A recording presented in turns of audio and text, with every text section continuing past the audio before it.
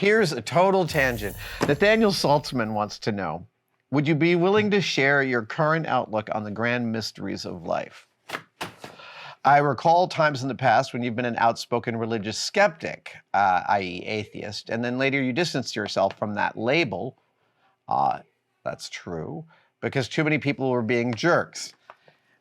Well, the skeptics movement itself sort of devolved into several factions. And now more recently, I've noticed you quoting people like Ram Dass here in the live streams. Are you getting more mystical as you get older? No. First of all, no.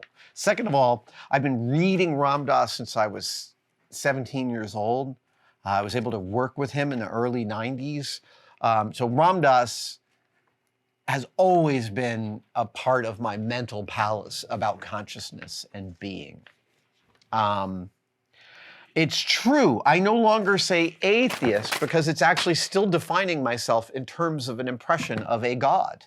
Atheist, non-God. As a scientist, I can't know that something doesn't exist. That's an impossible thing to know. I can't know if there's a consciousness that tipped the first domino over. So that places me in the agnostic camp, I believe. I jokingly refer to myself as a New Testament agnostic because I can't know, and I believe, I agree with pretty much everything Jesus says in the New Testament. It's hard to argue with his lovely philosophy on people.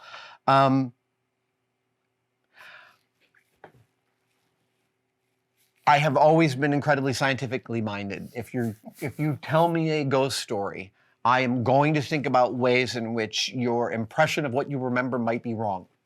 That is my nature. I am inclined to assume that humans' ability to tell stories is going to be colored by emotions. Knowing magicians, this only solidifies this feeling because one of the key things magicians do is not tricks in front of you. No, one of the most important things they're doing is happening commensurate with that. They are telling you how to remember what they did. So sometimes someone will come to me and go, hey, I saw a trick, blah, blah, blah. How does that work? And my thinking to myself is, I don't think the way you're referring to it is correct. So your memory is a very spongy and fungible thing. I am not getting more mystical as I get older, but I am more fascinated by the absolute miracle of our sentience, of our ability to know ourselves and to look out into the world and understand things at these meta levels that the cells in here somehow do. And the AI, the advent of AI in the last couple of years has only served to strengthen to me the mystery of what consciousness is. It seems to me the most central mystery. And there are some physicists working on the problem of consciousness, trying to incorporate it into physics. That's a fascinating one to me. If you held me over a chasm and asked me to tell you what I believe, I kind of, as I get older, I kind of ascribe more to what the Buddhists have been saying all along. Which is that consciousness is a single thing and we are all different aspects of it. As a performer, I have performed in front of many audiences that feel like single entities when you're performing in front of them, even though they are made up of lots of different people. As an individual, I am 99% of the cells in front of you are non-human in origin. I am also a colony in the same way that a crowd of people is a colony of people that creates a sort of a single entity I talk to when I am a performer. So I feel like that experience gives me, I don't mean to say any more insight than anyone else. It just helps that argument make sense in my head.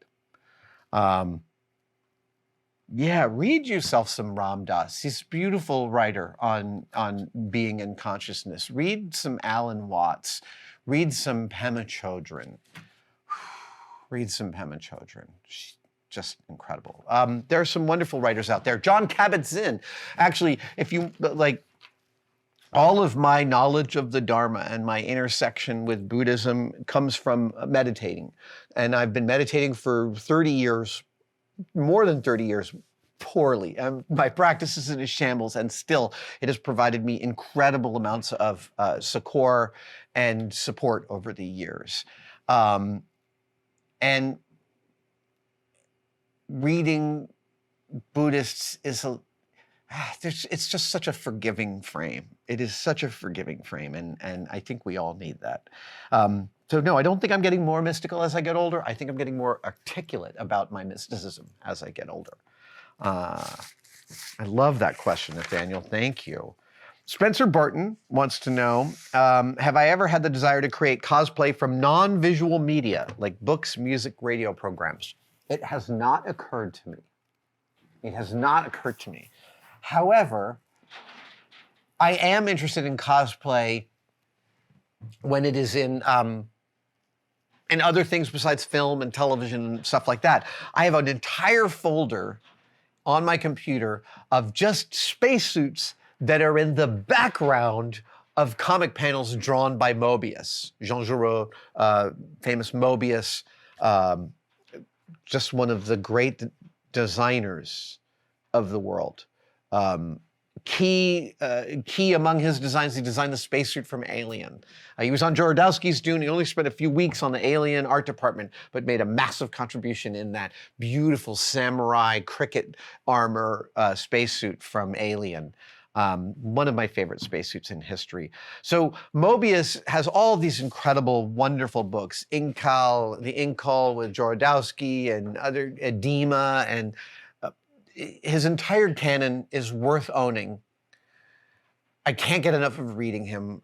There's almost nobody with a more efficiency of line that I have ever seen than Mobius's drawing. And when you're really reading his books and when you're reading them for the third or fourth time, like I do, you start to notice in the background these great small things. So I have all these, they can't have been more than half an inch tall from his pen, but like spacesuits. I'm specifically collecting Mobius background spacesuits because I want to make one. Because I love the idea of starting from the least amount of reference material.